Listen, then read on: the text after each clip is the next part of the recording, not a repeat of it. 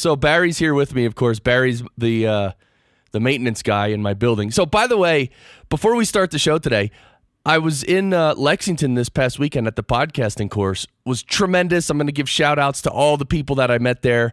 A lot of people I met at the podcasting course. First of all, they thought Barry was Barry White, okay? What? That's actually fairly common. People think it's Barry White. Yeah. I mean, because look, I just say, hey, Barry, and then I play this sound clip. Yeah, oh yeah, you know? But, so anyway, that's understandable, but they didn't hear the story about how Barry was the maintenance guy in my old building, and he would come in and sit and chat, and I'd just kind of record him. But more than one person thought that Barry was me. Now that's crazy. I said, what do you mean it's me? How can I do that with my voice? Yeah, oh yeah. I mean, come on. I can't do that. That's nutty. See, these people are from Kentucky, right? Oh! No. Because I'm from New York, and most people don't understand the building super or maintenance guy and the doorman, and it's the whole culture there. And these guys are great. They're from all over the world, and they just have these like perfect attitudes. And as soon as you started playing Barry, I know exactly who that guy is. Cracks me up every time. So Barry, how do you like this intro with Arik Levy? It's a mess. Yeah, I thought so. So let's get this party started. This is session 54 of the Podcast Engineering Show. We're ready to go. Are you? Yeah. Uh-huh. Yeah, oh yeah. Oh, forget it. That's right. Oh, forget it. We are here. Session 54. This is the Podcast Engineering Show. My name is Chris Curran. I produce podcasts for the likes of Forbes and Dun & Bradstreet and E+ and AAPD and mid to large companies. And I also have a background in music engineering, so I worked on records and I have album credits and I met some nice famous people and all that. But every week on this show, we bring you podcasting production techniques on a silver platter. We get down and dirty. We talk shop. We go in depth technically. We talk to podcast producers, engineers, and other specialists. And if you implement the best of what you learn here, it'll make a big difference in your production, and it'll make a big difference in the actual time that it takes you to produce episodes. So by popular demand from several people in Lexington, Barry, what are we going to need this episode to really make this a solid episode that's really full of value? What are we going to need? You're going to need a couple of horses or a couple of mules. That's funny because, right, I brought into the studio this morning a couple horses and a couple mules. By the way, this whole show is brought to you by the Podcast Engineering School, which is where you can learn how to podcast professionally. Wait, what's my tagline? Hold on. That didn't sound good. I'm looking this up real quick, Arik. Oh, God. Podcast Engineering School. Here it is. Ready? In my best radio voice. Learn to engineer and produce podcasts at a professional level. But it's true. We started the school. The first batch is already going, and it's awesome. I feel like I'm just like dumping encyclopedias onto people's heads, though, every class. It's awesome, though, because we're recording every class, and the students get to rewatch it and take notes and obviously try a lot of things. I mean, it's great, but, like I tell them in the class, the truth is that you have to, practice and do this stuff on your own to get good at it, right? You can't just listen to a lecture and all of a sudden you're a podcast engineer. So it's going really well. Today, I'm psyched to have Arik Levy here with me. He is Supreme Leader Arik. Yeah. Oh, yeah. Yeah. You. Yeah. Oh, yeah. He's a law enforcement officer. Podcaster. He hosts the show Firearms Nation podcast. You created the Shooter Summit, which you and I talked about. You created this online summit that was a big success, and because of you, I'm actually going to do one, probably this year, but not till later this year. And your YouTube channel is Firearms Nation. So you talk about firearms and all that. And Barry and I welcome you to the show, Arik. Welcome. Well, I'm happy to be here. I'm a big fan of your show. Oh, really? Hey, I have crowd. I forgot I had these crowd cheers. I used it in that episode with Rick Veers. Remember when I gave him the introduction from A Knight's Tale? That was a little over the top. But what the hell? So on this show, you know what we do. We start out with the speed round or the lightning round, whatever you want to call it. And since we really talk about equipment and workflow and processing and, well, we don't really talk about publishing, but we talk about how you get from recording an episode all the way to the end when you create the MP3, basically. So Arik, take us through quickly. And then after you tell us quickly, give us the overview, then we're going to actually go back and pick through it. And actually, before we start that, you were just telling me that you got a note from one of your listeners about doing your show in stereo. What was that? Yes, mortified. Thank God it happened at night and I was able to fix it. Oh. And it was only 2 episodes. It was only 2 episodes. Okay. But, I'm new to the podcasting game. I have 8 episodes up already. And tremendous. I think the success of the podcast is because I already had a YouTube channel and the summit. So I already had somewhat of I hate to say following, but people who pay attention to what I'm putting out. And when I was testing microphones, there was an issue with QuickTime. I didn't have a full on, I guess I could use GarageBand, but I was waiting to buy Logic Pro. So I was just using QuickTime, and QuickTime has this weird glitch that it records in mono. This is on a Mac. Okay. So what I did is there's an accessibility if people are, hearing disabled, that you can make mono as stereo. And I turned that setting on and I was able to listen to all the different, I think I played some for you too, of the different mics that I rented. And then I left it at that. I totally forgot. So when I got Logic, and luckily for me, I was recording in stereo by default. But then I was listening to somebody, a very well-known person, I'm not going to call anybody out, but they're just like expounding that you should be doing all this in mono and at 64 KB and all that. I'm like, oh, he knows something. And I made sure I switched everything to mono. Now, since I already had left that setting on, to me, it seemed like everything was still being recorded, in stereo. So I was like, this sounds great. I'm using less bandwidth. I got that email and I'm like, what is he saying? And so I turned it off and I listened. I was like, oh no. My intro and, the recordings were still done in stereo, but my intro and my outro were all done. It was coming out one speaker. Oh, it was coming out one side, not the other. Yeah. And, but what just goes to show that people still paid attention, because those were 2 of my most successful episodes. Oh. But I went, luckily you can swap out that MP3 file and not have any problems. But that was, it's one of those things that I learned from video recording. I used to be in video production before I got into law enforcement. There's always going to be one thing that you forget to do. It's just like Murphy's Law. It's always going to be one thing. You forget to hit record. You forget to, done that. Monitor it. Something happens, So I'm sure you're aware. But yeah, that was an issue. Now I switched everything to stereo. There's no reason, and I agree with you, there's no reason not to record everything to stereo. Got it. But but then my question to you is, didn't you see it on the waveform? And you're like, what do you mean waveform? Well, okay, so I'm thinking of a video waveform, you see the histogram. But when you're just talking about the track, right? And the stereo track, you're going to have 2 lines. And I just thought, for simplicity's sake, it's one line. That's... we'll get into my process, and you'll see why that it didn't seem weird to me. Sure. When you hear about my process, you'll see why. Okay, yeah, that's and look, this is all fine. This is like, this stuff happens, like you said. This kind of stuff always happens, and I'm happy that you're able to just fix it real quick and also decide to just do it in stereo and then move on, and you'll never have this problem again. So it's good that you got a note from your listener. And you mentioned that you rented a bunch of mics. Yes, I wanted to tell you about this for a long time. So, and I don't work for this company, and he's about to get a good shout out, but I'm down in Florida. There's not I think there is a Guitar Center actually, but I'm not a musician, so I never go to these things. Right. I wanted to get some mics to try out, and Google is your friend.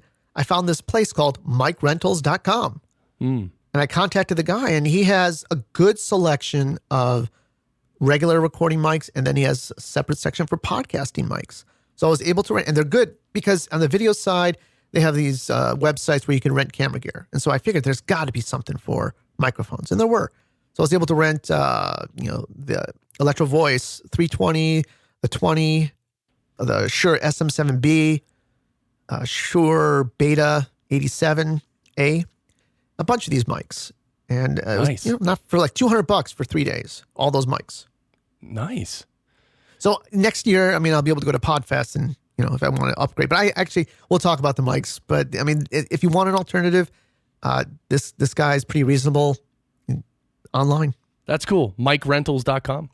Yes. All right. So let's do the speed round now. We've kept Okay. the throng of people waiting long enough. Arik, let's do the speed round. Take us through. Start with your microphone and work us through the signal chain and all your processing until you get all the way to the final episode.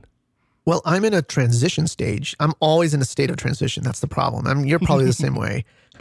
So right now we are listening to me on a Rode NT1. It's a condenser. It's a large diaphragm condenser. Right. And I love it. However, I'm really intrigued by the Rode Broadcaster. That looks sweet. So I'm going to get that this week. Okay. Oh, cool. Well, I seem to sound better. And maybe I'm wrong, but you've been in this a lot longer than I have. I think I sound better on Rode mics than I sound on other mics. I have a lot of Rode mics for video. Interesting. Yeah, Rode is solid. And I haven't actually tested or even used a lot of Rode mics. In fact, Rode, in terms of like the big music studios, I never even heard of Rode when I was involved. But yeah, now I want to try some. After that, after session 51, area 51 with Rick Veers, I want to try like all these Rode mics. And the NT1 is solid. It's a large diaphragm condenser though. You got to have a dead space to record in. You can't have any reverb or any background noise. Well, how am I sounding to you?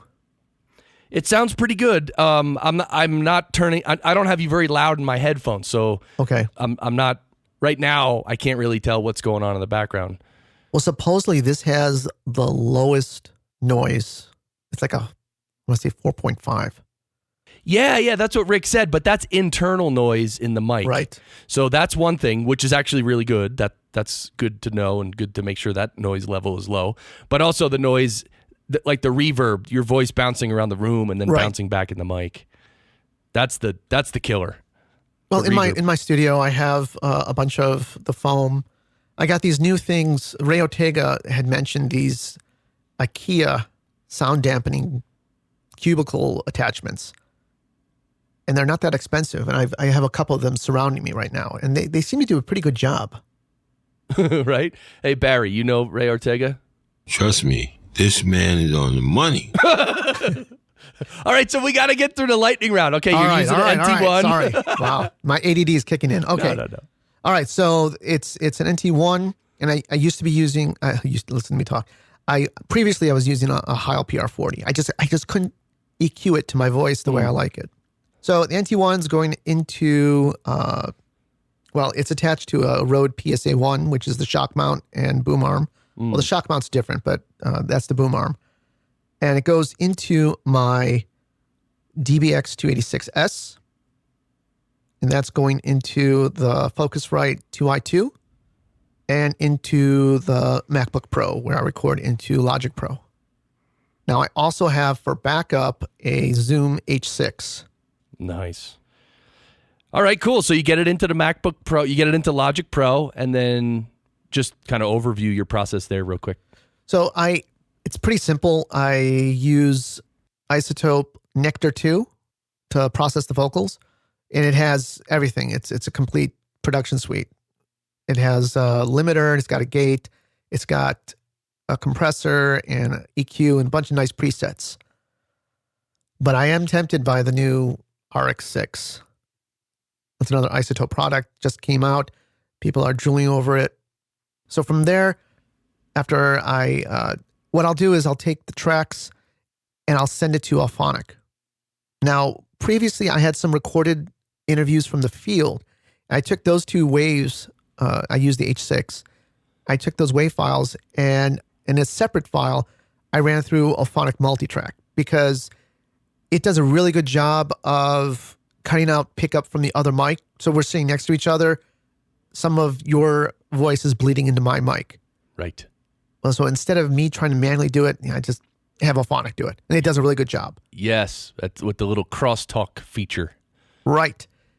then I bring it back into the main file for the podcast. And that's why to me, it was just, it's one file. I've already done the EQ and everything on those 2 files. So this file just comes in. If I need to do some content editing, I'll do it there. And then I mix it with the intro and the outros. Okay. And then I send it back. I send it back to Alphonic after I bounce it. I send it to Alphonic to, I guess you call it normalize it to 16, level it. Yep. And that's the final file, and converts it to MP3. And that's the final file I send up. Right. Okay. Now it's a little convoluted. I just Not really. I'm just a little new to Logic Pro. I'm still picking it up. And the reason I went with Logic Pro is I'm a Mac guy. I use Final Cut Pro a lot for all my videos. It just seemed an easy transition to go to this type. A lot of the features are the same. It works really well. I think it's an Apple thing that they make their stuff work much better than Adobe stuff. I'm sure they're never going to say that, but it just seems to be that way. Sure. So I didn't go with, I have Audition, but I just stuck with Apple stuff. Make it easy. Right. Yeah. And they're both, Logic and Audition are both very good. I mean, they'll both do the job. So it really, at that level, it sort of comes down to preference. Yes. And platform too. So, I mean, I'm using Reaper, which is probably technically not as good as either of those, but Well, your shows sound great. Well, I use it as a marker for me. I like to get my voice. I would love to get my voice as good as yours. Yeah, yours is actually. Yours already is. I mean, you're using, well, technically a better microphone. So what you're using the old RE20. Yeah, correct? I'm using the vintage RE20, which I like a lot better than the new RE20, but they're dynamic mics. So, the high end and the clarity in the high end and the upper mids it's okay, but it can't touch a condenser mic. Like a nice condenser mic is just so articulate and clean and sort of smooth and with that high end, that's just nice. It's nice. It's nicer than dynamic mics a little bit. So well, that was my problem. I mean, I have a Behringer mixer I took out of the equation because I was getting a lot of it was like static. I could hear static coming through. Right. And if I took it off, it was nice clean signal. So I just got rid of it. But I had that before. I had a cloud lifter to give the Heil more gain, clean gain. Right. And I just struggled. I mean, I would spend hours on that EQ just trying to make my voice sound better because it sounded so, the way my voice is, and I have kind of a cold right now, but normally it is a little nasal. And it was just coming in that, I guess, when the 3,000 range was just too much. Right. You know what I mean? Yeah, the upper mids, yes. That can be a little sharp and kind of like almost annoying. And see, when I'm listening to your voice on the show, yeah, exactly, and I don't want to be annoying. I was listening to your voice on the show, and it seems to me, you have a good mix of high and a little bit of bass. Not that you have a deep voice, but you feel that it sounds more alive. I guess the best way to describe it. It sounds more alive as opposed to too processed and compressed. Yeah, it sounds full and not right. too thin. Like here, when we're recording, I'm gonna turn the low end down on my mixer actually. So there you go. Now yes. How do I sound? Right, you sound recorded. Do I sound like wimpy and thin? Yeah, you just sound like you don't have any power to you. Right, and now watch, I'll put the bass back. It's gonna sound tremendous. And yep, there we go. And now I could probably do Barry impersonations. But I think in video, and that's my background, in video, or I should say film, you can get away with bad video. Like, the lighting right, there's some, I don't know, a little bit out of focus here or there, it's just not perfect. Right. People aren't going to care. If you have crappy sound, they're going to turn it off immediately. Right. So I've always been a sound fanatic. And for me, when I listen to a podcast, if it's phone call quality, I just move on. I don't care what the content's going to be. I'm just going to move on. I like to hear. I've been on podcasts for years. I used to work the midnight shift. That's all I would listen to. And it started with Leo Laporte. I just listened to his shows.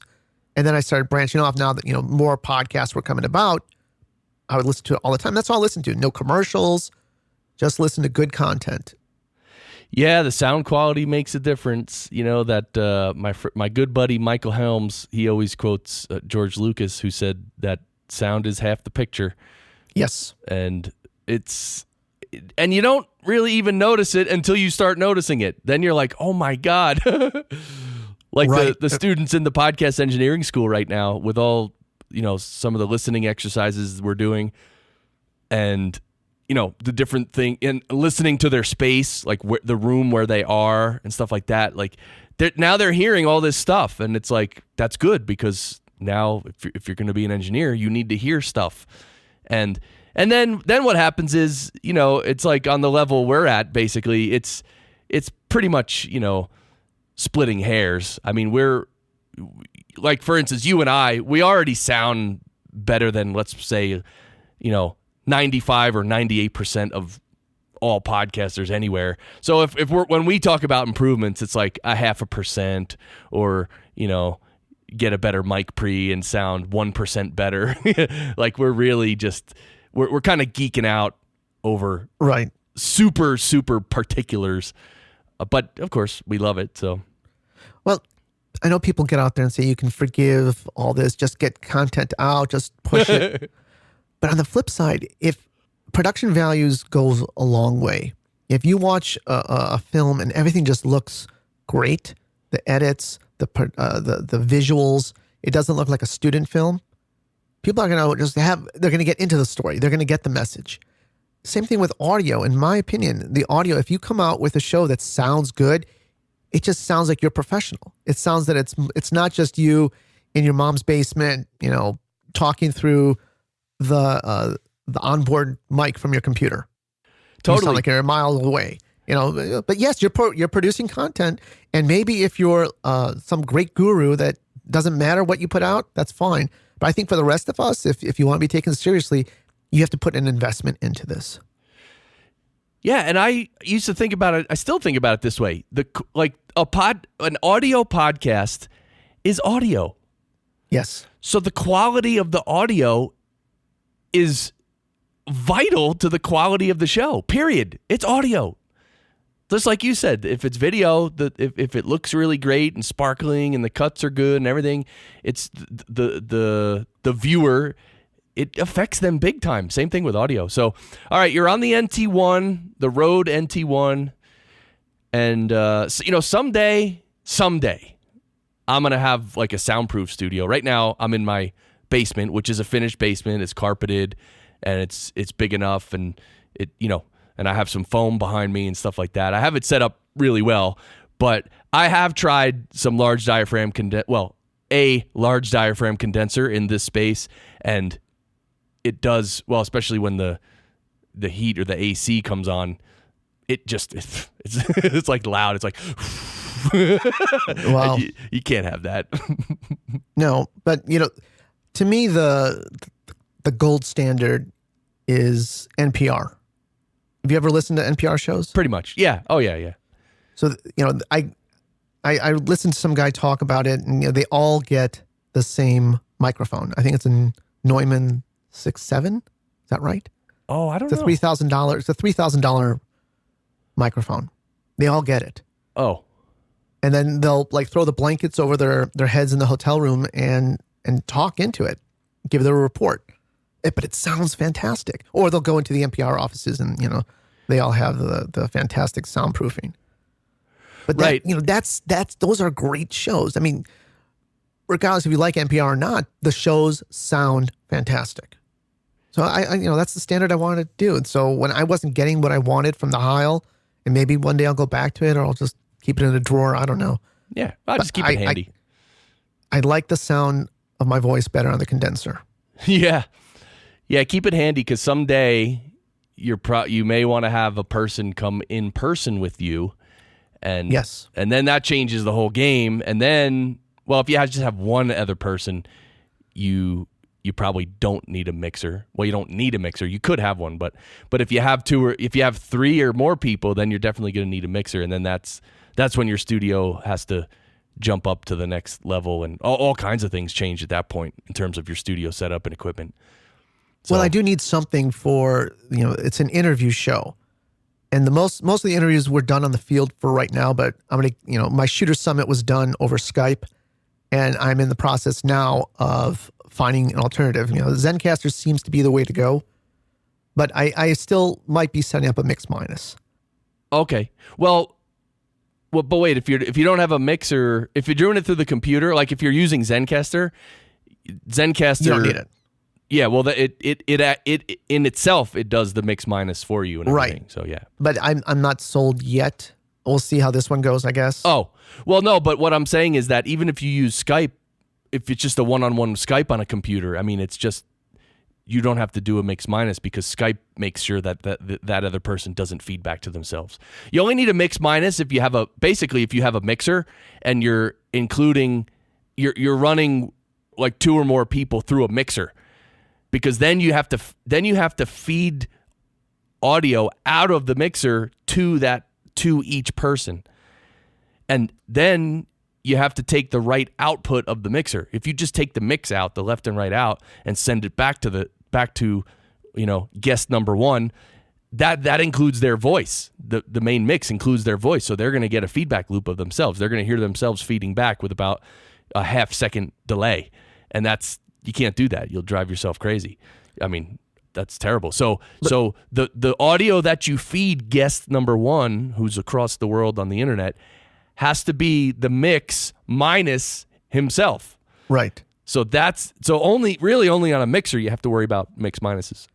Well, how would you? I mean, if some of the people I have lined up to talk with, they're two people in the same room. Two people so with in Zencastr. Actually, one of them is going to be in the same room. One of them is going to be in their own locations. So that's going to be two different feeds coming in. Right. So if it's two separate, well, first of all, two people in one room, they're either going to need two microphones plugged into a Focusrite. They have their own 2x2. show, so they already have that set up. Yeah. So that's it. Then they could, but they might be two people with two mics, but they're connecting with you through one connection. Right. So you can connect with them on Skype and just talk with them as if they're one person, but really they're two. So, and then Skype handles the mix minus. If you do it on Zencastr handles the mix minus. And if it's two people in two different locations, if you bring them into Zencastr, again, Zencastr handles the mix minus. And same thing with Skype. If you did a group Skype call with three people, you and guest number one and guest number two, a group Skype call, again, Skype will take care of all the mix minus stuff. So as long as you're in one computer, in one program, these programs, they do that automatically. Okay. That's what they do. Because they know you can't That's hear why I'm people intrigued by Zencastr, for sure. And the Shooter Summit was video interviews. And so I used Skype and I used NCAM call recorder to do it. Now, I sounded great with my microphone. That was the Heil. I sounded good. Right. Despite my best efforts with some of these people who are not, audio savvy. Yeah. Sometimes you'd get they're leaning back on their chair and they're using the onboard computer laptop speaker. Or they'll plug in, I said use earbuds. They'll use the earbuds, but they're still using the sound, the mic from the computer. Oh yeah. So, that nightmare on top of nightmare. So that's why in the school, podcast engineering school, we spent like literally half of an entire class talking about guests and how to sound check them. You're going to have to get good at talking to them nicely and asking them to maybe change some settings and asking them to sit closer and don't move. I mean, there's a million things right that you have to really manage these people because you're like the producer and you got to tell, you're trying to produce a professional product here, and they just think it's, they just think it's a Skype call to their mom. They can lay on the couch on their iPad with no earbuds or nothing and just talk. And it's like, dude, seriously? This is a professional show. You're going to lay down on your couch and talk into an iPad? Especially if it's your content that people are coming to see. I mean, you want to come across as best you can. Right, but here's the thing. Some people, they just don't get it. They don't know. They don't care about audio. They really just don't know. That's what it comes down to. They're not bad people. They're not like cynical and saying, well, screw you. I'm going to sound however I want. It's not like that. It's just that they literally don't know. So that's why you have to train them. You have to tell them, explain to them, look, this is a professional show. We really want to get you having the best sound. And, what mic are you using? What this are you using? And if they're talking into an iPad while laying on a couch, you could say, well, look, do you have a headset or earbuds? And how strong's your Wi-Fi signal? And are you close to the router? And I mean, so many things to sound check them to get it right. But for you, I was going to say, for the Shooter Summit, you did video. So Zencastr does not do video, although Josh from Zencastr did mention that he pretty much has video already set up. So Zencastr may add a video component to this, and you'll be able to not only record audio, but you'll be able to see and record video from each person as well, which would be... That would be great, because I've been thinking about, because I have another one coming up this year, and I'm trying to figure out how I'm going to do it because I want it to look better. I'd like to get the video... If I could get the audio separate, like they're on Zencastr and they're using, that would be kind of taking a lot of bandwidth. But I'm you could do that. Thinking about this stuff. You could do audio on Zencastr and then do the Skype video call. But here's the thing: on Zencastr, actually, you can turn off the VoIP connection. So it just records locally. It'll just record locally. Somebody will connect and just record locally. Perfect. So you don't have to hear the VoIP signal. You can use Skype for the VoIP signal and the video, obviously, and then record that. Right. And for video, it's a good scratch track to sync stuff up afterwards. Right. Speaking of Murphy's Law, so I had one interview, and it was with one of the guys that it was very hard to schedule. And after everything was done, it showed up like normally, because Call Recorder has a way to split the tracks, the video, audio, everything. Right. Well, the video was both me. Oh. No, the video was both them. It didn't have me. It had my voice, but it was both them. So. Oops. Yeah. And I'm like, oh my God. And I literally almost destroyed my hard drive trying to find. It's got to be in here somewhere. I just can't understand it. Where is it? No one got back to me on that one. They didn't understand why that happened. I don't understand why that happened. Yeah. All the other videos were great. So I had to go back and re-record my questions and my responses. Overdub them in there. Cut them in. So, Joe, what do you think about the new Glock 9mm? Yes. Whatever. That was right on. That's good. But yeah, that was funny. That was the only way I could do it, though, because I actually edited the videos instead of just, sometimes they have a split screen. That would have been a disaster. So luckily let's just overdub half the screen. Yeah. Just put my smiling face. Right? So Barry, of course, Barry's here with me. Barry, what is Arik going to need to really to really produce a high quality shooter summit for this year's shooter summit? You're going to need a couple of horses or a couple of mules. Really? What else? Saws, hammers, nails. Really? Beans, what coffee, else? And biscuit. And a little piece of fat back. Yum. Barry, anything else Arik's going to need? Monkeys, pumas. Yeah. I love That's my favorite one. Yeah. Monkeys, pumas. Yeah. Who says pumas? I love it. Coming Right? from this guy. Barry, Yeah. you want to change the subject now? All right. First, the Inkers. Oh, geez. All right, so we did the speed round, and then we just were talking about all kinds of stuff. So I really like your setup. I like, now you have the NT1 going into the DBX 286S, which of course is a very popular channel strip.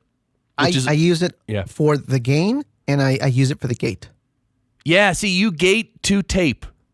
Isn't that interesting? But yeah. One of those audio pet peeves, I hate the sounds of breaths. I hate it because then I only focus on and it just drives me crazy. So I didn't want to have my breaths coming over. So and just because it's not the best soundproof room I can have yet, I will soundproof it more. I just wanted to, if the dog comes running by with his, collar or something, I just wanted to keep that all as quiet as possible. So I have the very, very minimal gate going. Got it. And then you come out of the 286 into your Focusrite 2i2 and into your MacBook Pro, which is good. See, so yeah, I know you had a Behringer mixer, and you were asking me about the hum and everything, and yeah. So if it's just you, it's definitely much better to just avoid like use the simplest and shortest signal chain that you can, and record as pure as you can. So if you don't need a mixer, you don't want to use one. I mean, if you need it, that's different. If you need to route the audio somewhere else, or if you need to play sound clips, like right now I'm playing Barry clips. So right now it's just me and Barry. Oh, did I say Barry clips? I didn't mean clips. He's actually here with me, Arik. He's sitting right back. Yeah, he just nodded. He winked at me, actually. See, I have in my mind's eye, I have a picture of what this guy looks like. Does he have glasses? Does he have glasses? Well, he has glasses. He doesn't wear them, but unless he has to read something. Then he has Then he breaks out this it's literally like a magnifying glass. Because actually his one eye is really not good, and the other eye is okay. Yeah, but I have two pictures of Barry. I don't post them very often. One is me and him. We did an Ussie. So I held the phone and I I took a picture. Anyway. So I have the Focusrite right now, but I think I sent you a link to the new Sound Devices MixPre 3. Is that like coming out? It's not out yet, right? It's coming out soon? I think it's coming out by the end of the month, which is now. All right. I think I saw May 5th it comes out. But anyway, I think someone else sent me that too. It's like it's an audio interface, but it also has like an SD card on there, so you can literally record right on that piece of hardware. Is that the one? Yeah, to me, it seems like it's going to be a replacement for the Zoom H6 that I use in the field. Like I sometimes will record directly, just, for my video stuff, I'll just plug the mic into there, record it to SD card, and then just sync the tracks. Right. That's, to me, the cleanest signal. I guess that's what you're talking about in the chain. Right. This thing is like the H6 on steroids. Really? So what is it called again? It's the Sound Devices, and people don't know Sound Devices. They are like the gold standard in film production. All the sound that you're hearing in movies and in some TV shows are these expensive sound devices, preamps and recorders. Got it. So now they have one that they are specifically targeting for YouTubers and podcasters. It's very lightweight. There's two sizes. One has more inputs than the other. It's got a completely like modern interface, not just, little screens and whatever. I mean, it's like a complete, almost like it's a computer there. Oh, it's the MixPre 3 and the MixPre 6. Yes. Do you see it? I got it up on my screen. Actually, Anton Hellman from the podcasting course, he emailed this to me a couple days ago. He's like, hey, Chris, have you seen this? And I'm looking at it now. And I read through this a little bit. Yeah, the MixPre 3 has 3 XLR inputs, and the MixPre 6 has 4 XLR inputs. So, and TRS. Right. Well, right. It's a combined jack, so it's one jack. Like the Pre 3 doesn't have the TRS capability. Oh, okay. Oh, I see. All right. Yeah. So, but with the Zoom H6, well, first of all, I want to ask you when you say this is like the Zoom H6 on steroids, what do you mean? Because I have that little top attachment for the Zoom H6, so I can actually plug in 6 XLRs or TRSs. Well, I mean, on steroids, just the capabilities of what this thing could do. The Zoom H6 covers everything. I think this can do a little bit more. Okay. I think it's got better preamps. I think it has, like I said, this onboard computer that you can actually use it as a mixer. Oh, it has software on it or something? Yes. And on top of everything, you can still record to SD. Right, but so the software runs on the device itself? Yes. Okay. So now it's almost sounding a bit like the universal audio interfaces that, well, they don't have they have, I guess, software. It's plugins, but it's like its own little mini remote plugin engine, if you will, that has its own processing power for plugins. So if you're in the field with this, I mean, you can do everything that you could do at home, which is nice. And on top of all that, if you have an iPad or an iPhone, like I'm trying to sell this thing, you have an iPad or an iPhone, They have the software where you can control it from your phone. Yeah, that's cool. So if you have that hooked up to your camera, it's got built-in HDMI, so it can sync with what you're doing with the camera. I mean, it's pretty cool. That is cool. There's a lot of new stuff. Actually, one of the new things one of my students sent me was a USB mixer, and it was a little more expensive. Like, it wasn't like these little Behringers that are like $200 or $300. Which is what I have. Okay. Yes. Yeah, those, like, actually, there's a 4-channel Behringer mixer. It's a USB mixer. And a different one of my students has it. And I was like, oh, good, you could record 4 mics into your computer multitrack. And he's like, actually, no, you can't. It only records stereo in the computer. And I'm like, why would you make a USB mixer with 4 mic inputs and it can't record all 4 mics separately? That's crazy. So, but then this other mixer that my other student sent me, it was like 8 or 12 channels. It was a bigger mixer. It was more expensive. I forget the brand. I can't remember the brand, but it was also like a little, some of the reviews were like, oh, it's like a piece of plastic. Like it didn't really seem sturdy. Like, right. Like the way they build Mackies, they're like a tank. This thing was like the opposite. It was like, oh, I don't know how long this is going to last. Like people were saying that. But the good thing is it had a bunch of different aux capabilities, which is good for the mix minuses, but it also can record every channel multitrack. And I kind of like that. Like, I just have a regular Mackie mixer, and then I have the Focusrite 18i20 audio interface, which can accept 8 XLR mics. So I'm using both of them, but if you could combine those 2 pieces of hardware in one, that's pretty cool. The only thing is doing it right and making sure that it doesn't crash, because yes, it's almost more... There's more stuff going on inside and with some software involved, and like anything involved with that, it's like it could crash.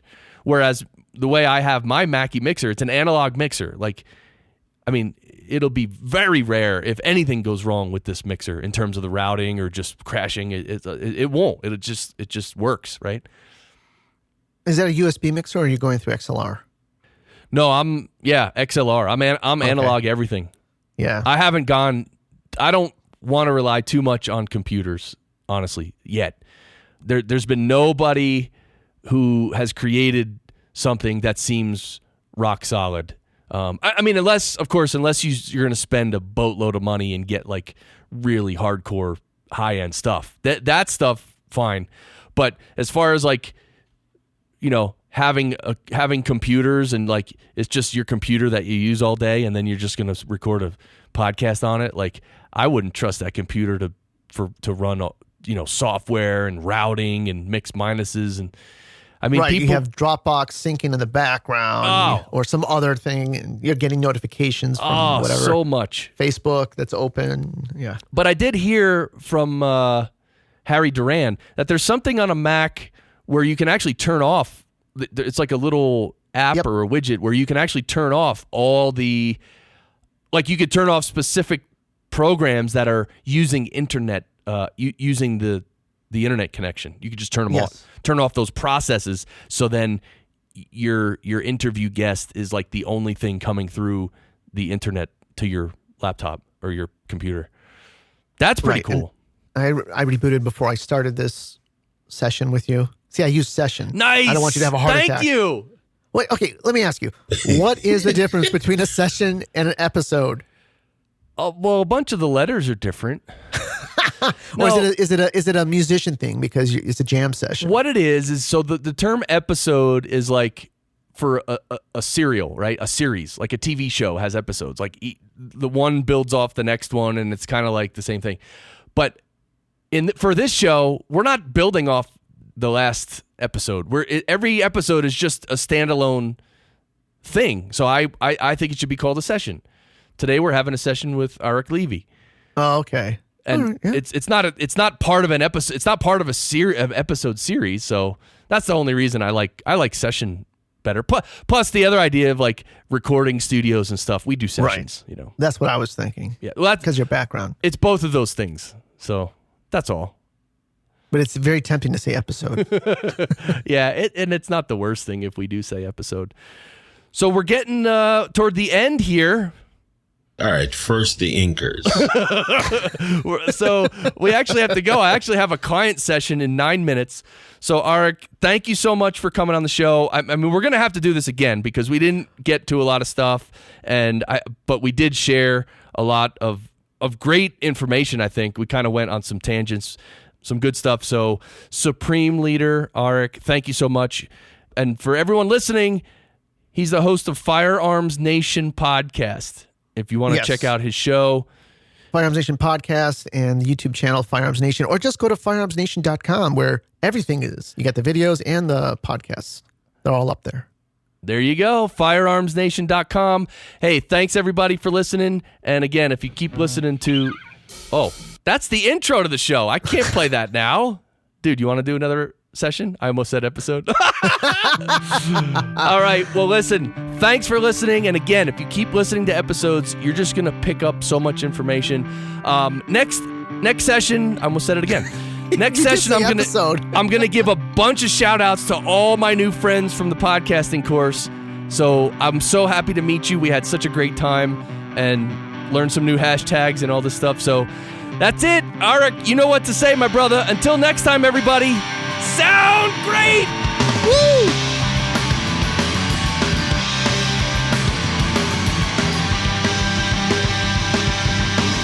Walk away from me where you can't play that part so well. Why do you play it out on me now? You like to lose control where it's quite a feeling, isn't it? They're floating, drifting down now. You tell me that you found something better. How should I respond to that? It's a lie.